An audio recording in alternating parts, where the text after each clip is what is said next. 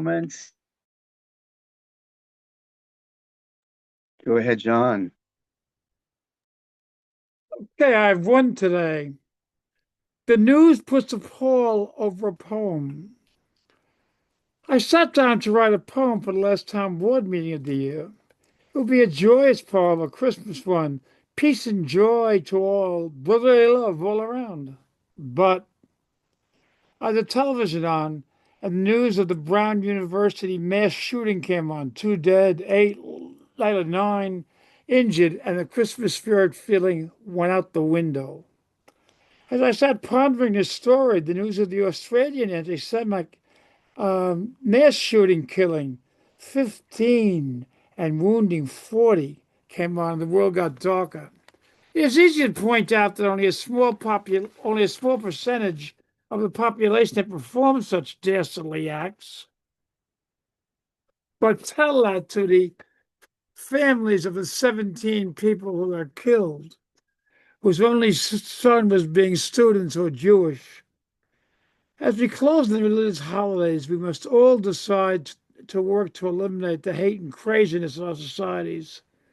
Such efforts by us will give some small positive value to the loss of the 17 lives cut short. Here's your happy holiday birthday party. Thank you.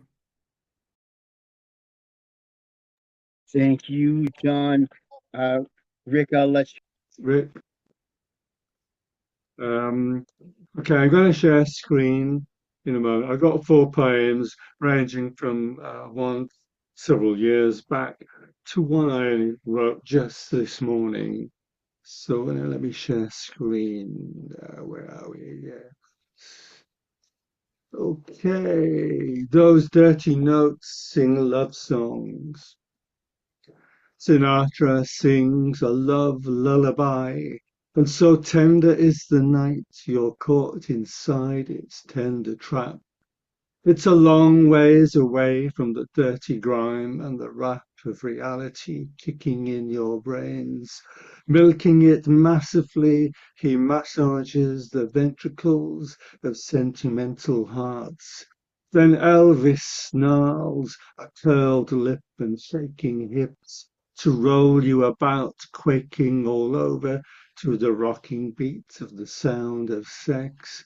But Sinatra gets in under your skin, romancing housewives hanging on the radio. That crooning voice creeps into their dreams, into the wee small hours. But people do get weary waiting and waiting for a little touch of tenderness. Those dirty notes that sing of love that hit you when you look the other way, they fall down like raindrops from above. They take you unawares. Those unrequited notes plucking at the heartstrings, moving in mysterious ways, and you are caught once more picking yourself up from off that killing floor, licking old wounds, memory blank as you pull yourself once again from off the ropes. Those dirty notes know how to push all your buttons, playing footloose with your emotions before they mangle all your hope. Right, this one is a recent picture that I downloaded on Facebook. There's a Japanese temple there. It's called Red Bridge. Cross the wooden bridge, railings all blazing red.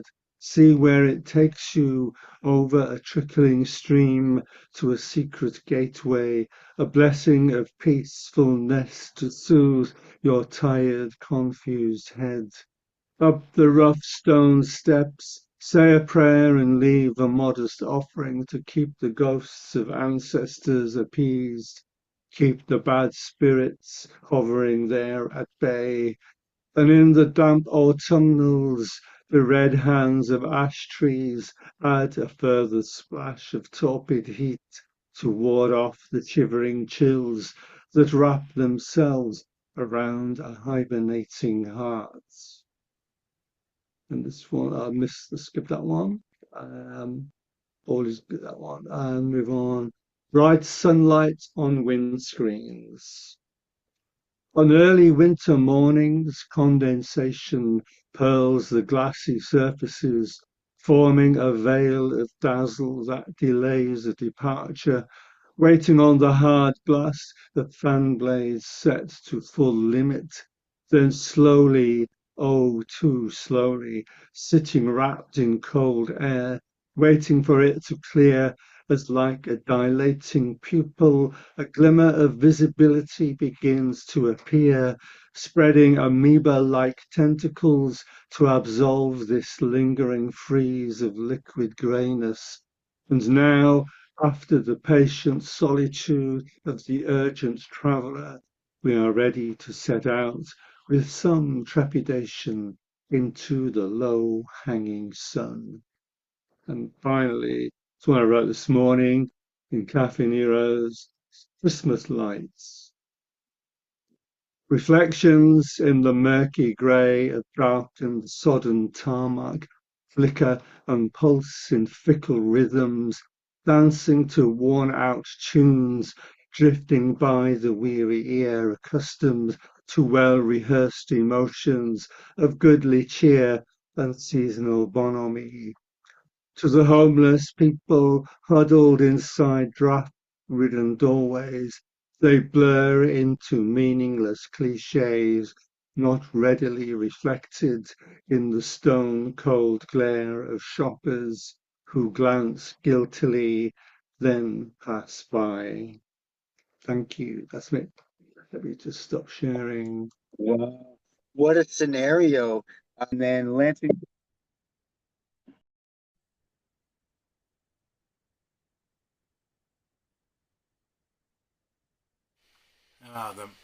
The wonderful mute button. Um, I have 3 today that I'd like to share, and I would also like to say it's really good to see everybody again. I've been away for a while. The first one is called "You're Getting There. Don't Doubt. Don't Stop."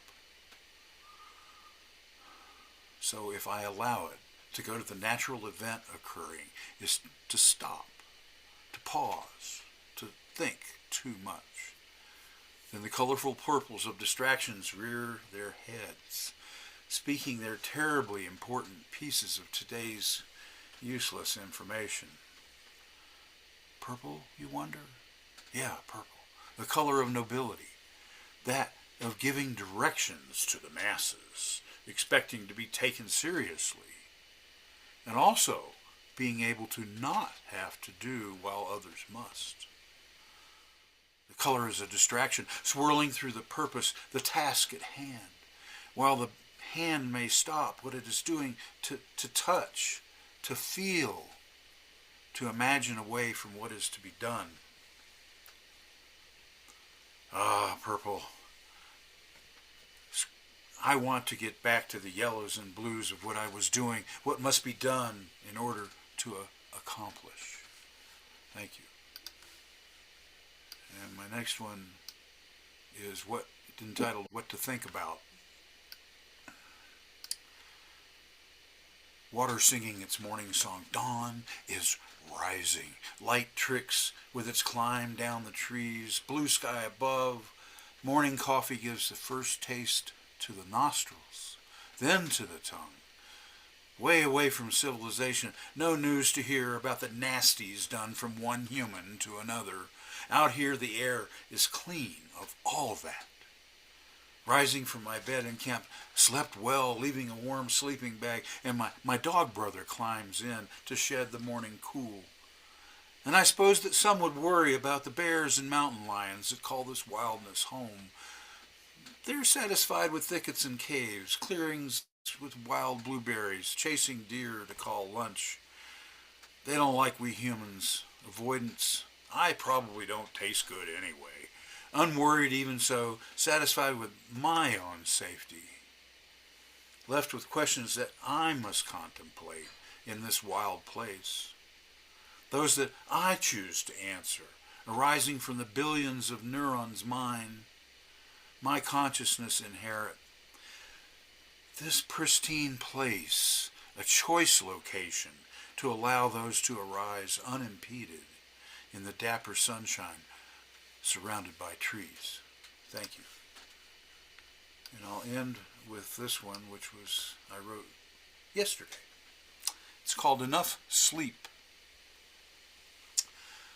Would I ever have occasion to say that? Awakening, standing like the Statue of Liberty, torch held high, keeping out the dark, light alone sufficient to rest, sustain the body, the soul's reinvention from dreaming. That tarmac is where the subconscious arrives with packed bags, full their landings and takeoffs happen, destinations completing our waking lives. Sometimes strange occurrences happen. Blue horses gallop through, going towards the truth of green mountains. Man, did I ever sleep great last night. 8 hours of covers pulled up, usually restless even so, but suddenly remembering in the awakening the blue horse, upright on muscular back legs, front hooves swiping the air, then off away into the gray mists. Thank you.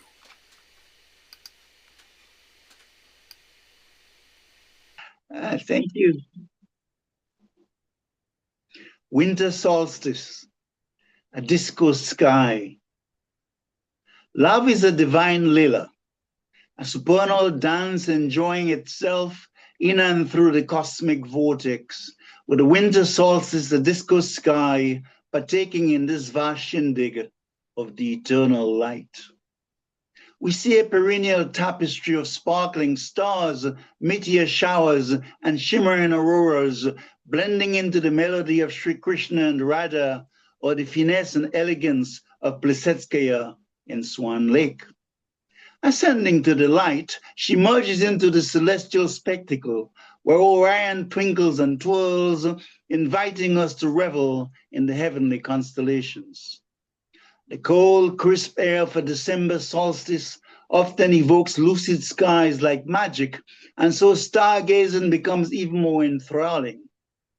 Having an astronomical bent is an advantage, as Jupiter and Venus shines bright, adding to the reverential awe and bewitching spectacle above. Here in the UK, especially in metaphysical areas of druids and mystics like Stonehenge, revelers gather to greet the sunshine, while their communities host lantern walks and fun-loving musical treats. Fairy lights and jubilant music spring up, while guests dressed in attire mimicking the panorama of heaven, creating their own heart's communal glow to accommodate the chill. The winter solstice happens only once a year, marking the shortest day and longest night, thus making it steeped in tradition, symbolism, and natural wonder. The Earth's axis tilt becomes farthest from the sun in the northern hemisphere, and humans gather to celebrate the light, finding hope and joy even in the darkest depths of winter. This inspires togetherness, a time to reflect, to let go of my mirror of countless scars. Here darkness serves as a conduit to invite me to turn inwards to the interior castle where peace resides, where I can reshape intentions for another virgin year. Many find comfort in lighting candles of fire, symbolizing the gradual return of the sun and the promise of brighter tomorrows. It is a time of resurgence, of contemplation of the soul, of joyfulness, and the heart's need to connect with profundity, waltzing to the cadences of nature, creation, and the global world. Let us discard the pangs of remorse that once burned like searing wounds to welcome the lights of December 21st, which inspires us to shine, to contemplate, dance and dream beneath a disco sky, even while paying homage to the light within. Winter solstice offers a unique opportunity to connect with the rhythms of nature and the community around you. So as the longest night gives way to lengthening days, let the lights of the solstice inspire you to dance, dream, and look forward with hope for more illumining and visionary tomorrows. That was poem 1. And poem 2 is called My Road to Happiness. I once stayed in myriad rooms, all scarred from the wounds of my insecurities. I roamed for eons, gambling in a wonderland of ravenous desires, gluttony, and attachments. I walked on carpets that became stained with tears because the bed sheets wept copiously and my eyes became sodden with remorse and despair. I battled turbulent waves drifting on the oceans of consciousness. Tierra Madre threw so many loaded dice that my wins were few and fleeting. I never knew the light that streamed through windows, nor smelled the wafts of petunias dancing in the breeze of spring. These were just stories told by romantic neighbors claiming to have found love. My bedrooms echoed the memories of lives lived in pain, my sitting rooms like deja vu of silent dinners, my kitchens lamenting tales like cuckoos of pungent aromas that smelt like the lime of toxic relationships. I even played Russian roulette, stabbing at my own mirrors and shadows. Today, I am as sharp as Chinese calligraphy, and my sight so keen I can see the candle of the Supreme Potter in the dark, who was shaping and molding me with meticulous care. So on the wings of experience, I say to you, do not chase disappearing shadows, for you'll know how to recognize them. When your inner sun matures, they will transform into the glow of radiant lights, infinitely more beautiful, designed to make you kings and queens, free from the loneliness and fear that I once encountered in the dark. Instead of wine and dice rolls, the wanton craziness of entanglements, you will hear larks sing and the melody of nightingales, even as the illustrious dawn awakes and daybreak smiles upon your Venetian blinds, waltzing with the soft melody of the breeze. For adversity is the light of growth, and in the carousel of experiences, we will glow like roses do with thorns, as significant as the light which eventually illumines. I know that love will gently hold your heart and your embrace. For even as the night needs the sparkling moon to adorn its nakedness, I repeat, incluso como la noche necesita de la luna brillante para adornar desnudez. So too, we can only dance within cuando la estrella del amor, when the star of love enters our sweet sanctum, flooding the soul with joy and delight. No more chess pieces, no pawns and queens to entice us. Alegrémonos. Let us rejoice. Anton Carrier, thank you. This first one is called What Nourishes. We expect so much profundity from poetry, mining meaning from each word, each lift of an eyebrow, writing stories about side-eye across the room, examining the workings, or not, of minds, the dysfunctionality of families or societies, the crises of identities in the phases of a life. We tend to forget we are human and need sustenance. And for us, the lactose tolerant, it arrives in the simple cultivating and aging of curds of many milks. A simple meal of cheddar and apple, the creamy manchego finish to a risotto, the tangy sweet of Norwegian gold Yeost with strong tea could be more than enough to inspire an ode to cheese. Instead, that satisfying nourishment gives poets the courage to examine the shards of a broken heart or a body tortured by injustice, to open doors to painful pasts, to find lessons, to break cycles of despair, and attempt to delineate theories of minds still struggling to find their sense of being where fitting in becomes a death that still captures exquisite beauty and destruction, finally to reveal a glimmer, a star, blazing sun that keeps tempting another day.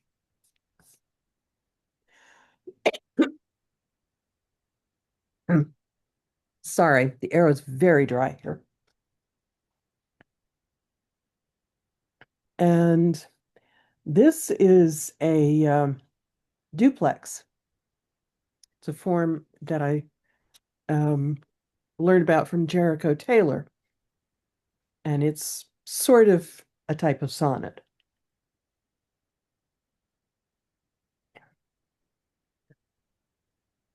Slow morning. Fog not ready to lift blurs a cold sky, hugging indecisiveness to itself. Inks of pronouncements still damp enough to smear intent into another story, whose words fail to penetrate the mist hanging across a view still composing itself. To become the day's chosen identity, as though that resolves any dilemmas. But no universal solution exists that can measure just the right sunlight for every place and thought at a given moment, in the patterns of rotations, in a cosmos only now telling secrets. Stubborn fog won't lift and blurs a cold sky. And